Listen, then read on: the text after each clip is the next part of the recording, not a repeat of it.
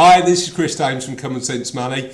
What I'd like to talk to you about today is one of the main reasons people decide to invest. So when I say invest, I mean invest for their longer term goals as opposed to just saving in the bank.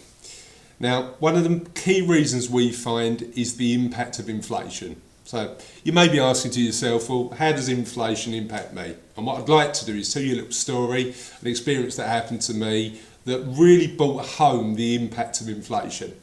So I took my daughter 6 months ago to a swimming pool. We went in and the swimming pool was really cool. It had a wave machine and slides and it was really, really good.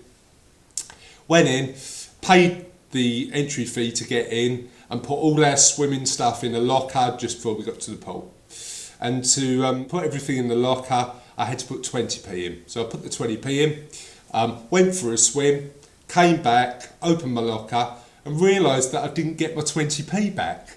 Now you may be thinking, well, it's only 20p, why worry about that? But I was a little bit annoyed. I was like, well, yeah, I've paid to get in, you've taken my 20p and just for storing the stuff in the locker. And Charlotte said something very, very interesting to me. She said to me, Daddy, why are you worried about 20p? What can 20p buy you nowadays?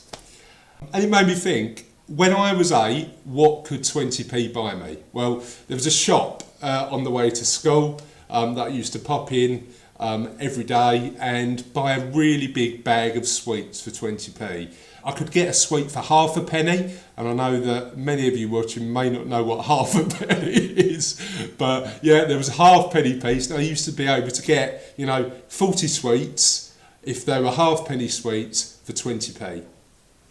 You can't do that now. If you go into a shop, I know Woolworths doesn't exist anymore, but when if you go to the cinema and you get a pick and mix bag of sweets and you had 40 sweets in there, it would cost you a lot more than 20p.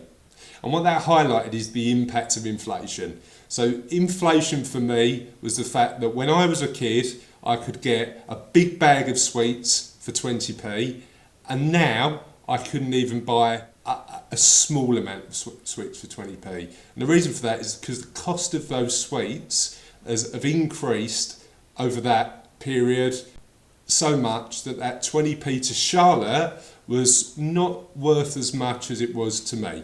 So hopefully that explains inflation for you. I'm Chris Dames, this has been Common Sense Money, and I'll see you next time.